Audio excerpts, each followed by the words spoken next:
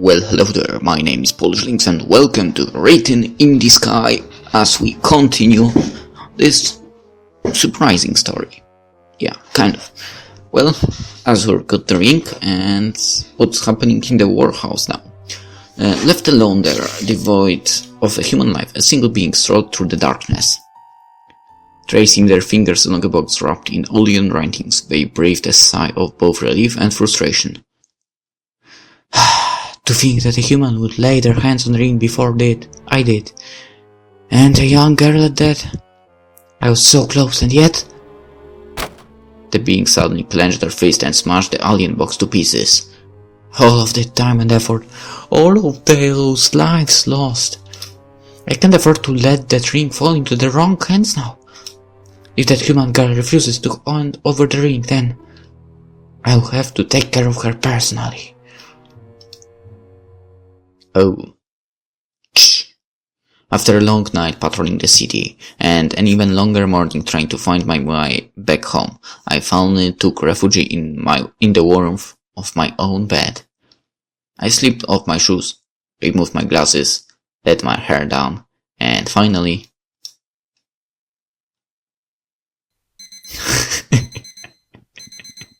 Of course. You've got to be kidding me. Nice one. Granted a reprieve from the monotony of my usual daily life, I dragged my heels even more than usual as I walked to school. Lethargy is by no means a feeling I rarely exhibit. In fact, not a day goes by where I don't feel that way while walking to school. But on this morning, the source of my dismay was anything but normal. A weird ring on my finger, which randomly starts glowing. My father getting angry at me for leaving class early. A night with zero sleep, after wandering around town all night. And to top it off, I have this strange feeling that I'm being watched. I looked down at the ring on my finger, curious to see if the pattern thus far held true. Surely enough, as it had done all morning, every time I felt like I was being watched, the ring started to glow. Finding out that I have fat fingers was one thing, but this random glowing could be really problematic. Sensei is definitely going to notice, and worse, it's on my ring finger. If he calls Papa, then... well, that will be a problem. Despite my melancholy, I quickly turned around as I felt the old sensation once more. This is getting really weird. Is sleep deprivation causing my mind to play tricks on me? I didn't want to consider it, but... maybe I should skip class and take a nap. My pa won't like it, assuming he finds out, but I will only get in more trouble if I fall asleep in class. Besides, this level of paranoia can be healthy. As Azure completed the final stage of her morning journey, her stalker emerged from the shadows. So close, and yet I still can't get my hands on it. But I will have plenty of opportunities from here on out. Once the human girl goes to the child containment center they call school, she won't be able to escape. Child containment center, oh my god. That's such a good name for school. And once I get my hands on the ring, this universe will never be the same again. After wandering around the school a while, I eventually located an empty classroom. It appeared to be a classroom reserved for club activities of some sort, or perhaps simply for cleaning, as the desks had all been removed. Whatever the case, I would soon put the empty space to good use. Now this is more like it. Resting on floor, lapping up the sun's rays, I kinda feel like a cat. From a bride to a cat. A bride wearing cat ears instead of a wedding veil. Drinking milk instead of champagne. That sounds much better to me. Yeah, I do, yeah. Now, take me back home. Yeah, I need to coop up a football. Once I have actually heard myself say that aloud, a furious blush came over my face. That was definitely the sleep deprivation talking. Without further delay, bright red. From ear to ear, I removed my glasses and put my head on the ground. As I lay in the warm sun, not all deterred by the hard surface beneath me, I slept both long and well. My fatigue from last night vanished without a trace, replaced by the energy and enthusiasm I so desperately needed. And I needed that. There is nothing a good night's rest can cure, or a good day's rest, in this case. I should do this more often. Filled with such carefree thoughts, I slowly adjusted to the light surrounding me. But no sooner had I done so than reality hit me. Oh no! How long was I asleep? It's already starting to get dark outside. I must have slept the whole day away. This is bad. I can't believe it's already dark outside. Just how late is it? It's not that hot. It's not that late. It just looks that way because my spaceship is blocking out most of the sun's rays. What? I see. That explains it. Well, what? Eh? Your spaceship? What the heck are you talking about? I'm talking about my spaceship. That's what you humans call them, right? I'm not getting the terminology wrong. No, I suppose you... Wait a second. I put on my glasses, which I had taken off before sleeping, and look at the person in front of me with far more clarity. This woman. She seems familiar. Have we met before? You don't look like a student, and I don't think I've ever had you as a teacher. The strangers look at me skeptically, as though doubting my inability to remember her. Think we met only last night. Is the memory of a human girl truly so awful? I had heard that the fish of God would forget every few seconds, but I believe primates to enjoy a more fortuitous memory capacity. If I have been misinformed, then I must correct our records post-haste.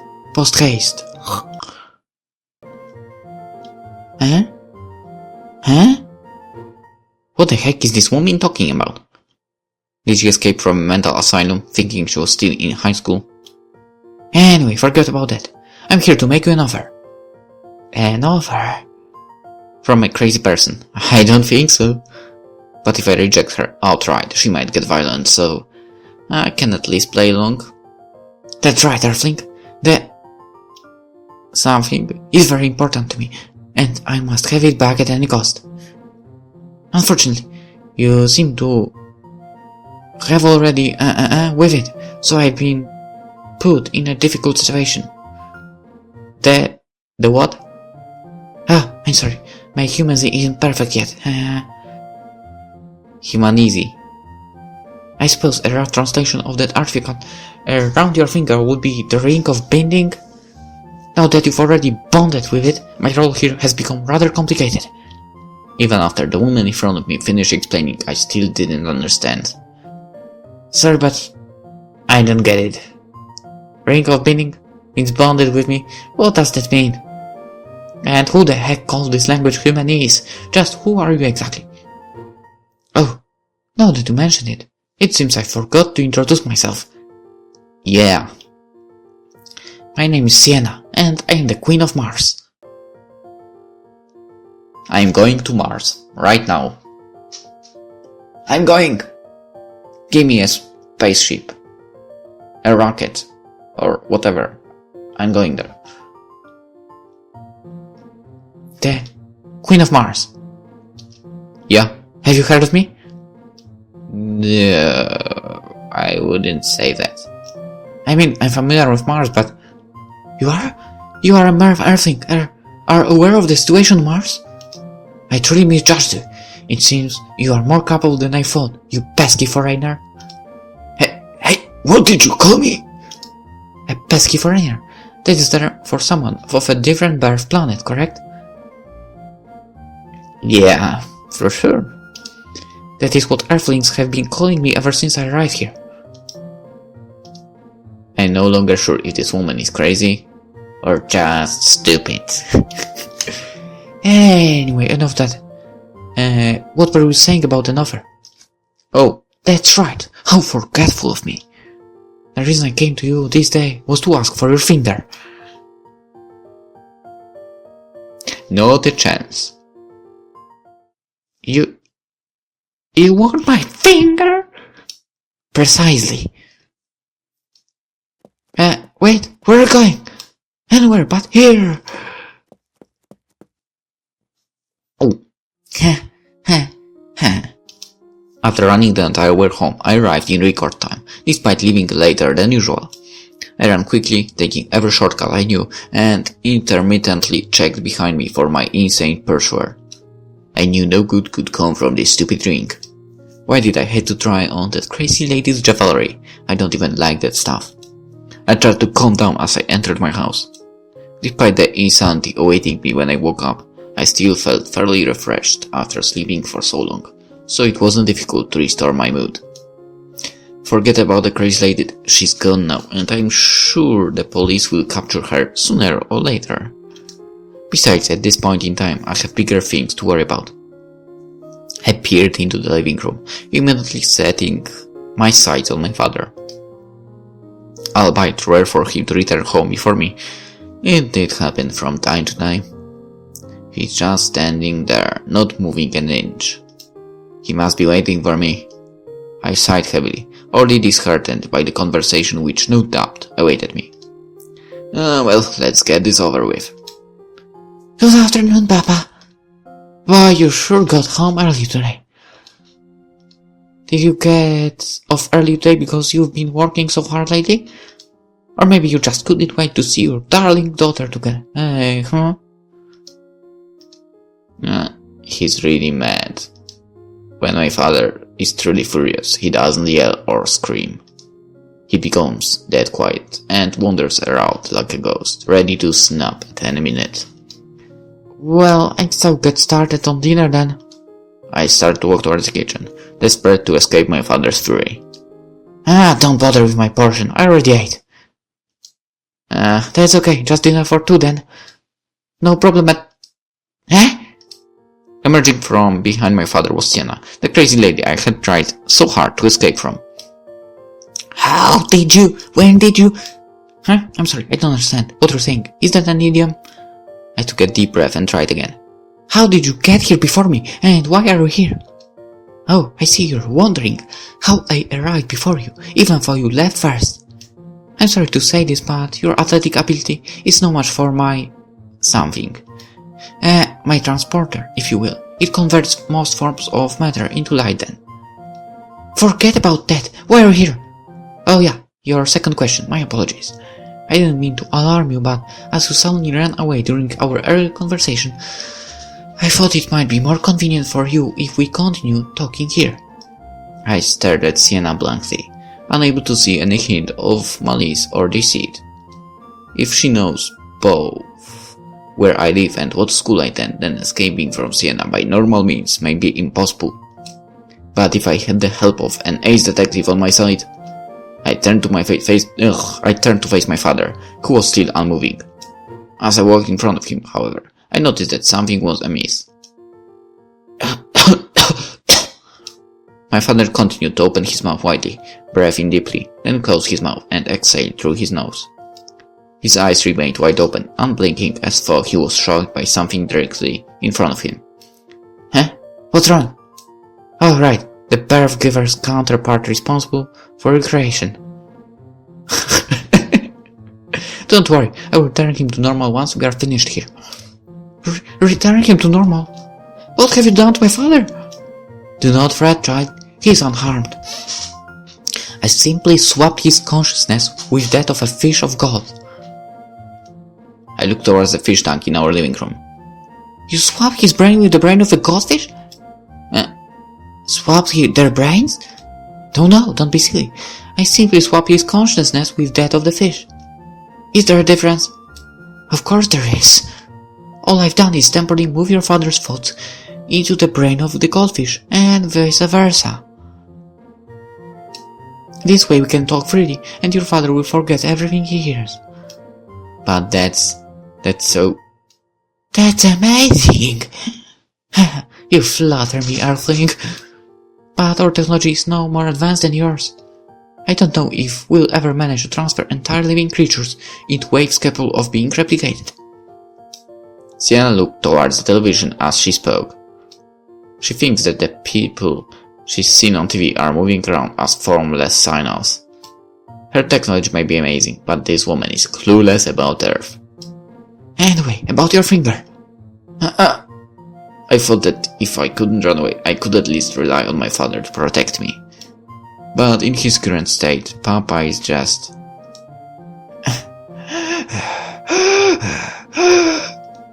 There has to be some way out of this. Maybe she doesn't want my finger after all. Maybe Sienna got the word wrong. I have to make sure. Miss Sienna? Just call me Sienna. Okay then, Sienna. Why do you want my finger exactly? What possible use could you have for a human finger? That's a silly question. You humans came up with the ritual requiring the finger after all.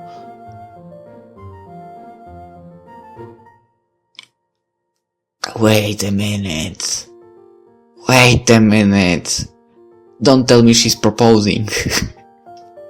Like hell we did.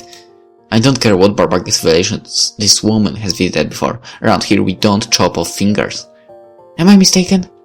For humans, the bonding ritual requires a ring, a finger, and 2 humanoid entities, correct? So the protocol is to ask for the other entity's finger, yes?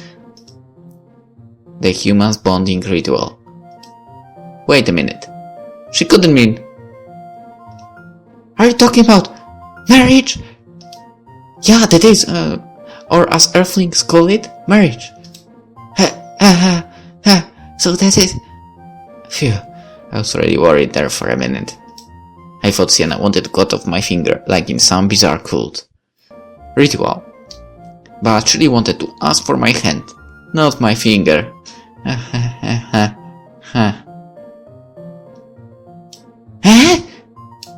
You want to marry me? Yeah, marriage. We must become one. But why? Why would you want to marry me? We've only just met. Isn't this too sudden? Besides, we're of 2 different species. Why would you suddenly propose to me? I proposed? You are mistaken, I think. You are the one who proposed to me.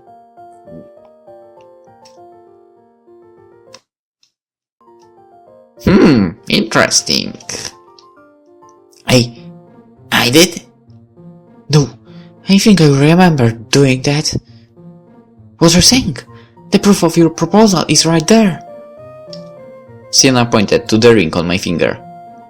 That ring rightfully belongs to the King of Mars. As the ruling queen, the one who wears that ring is destined to become my husband.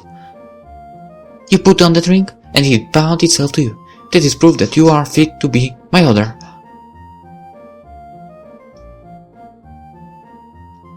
Her other. The ruling queen. And her husband. The king. Wait a minute. How could we even get married? I'm a girl. I can't possibly become a king. Now. Although the closest translation I could think of for is king, my partner needn't be male, or even Martian, for that matter. I like that. The ring has chosen you, and that's what that matters. Unbelievable. A grown woman is proposing to me because a ring told her to. What's more, she doesn't seem to care that we're both girls.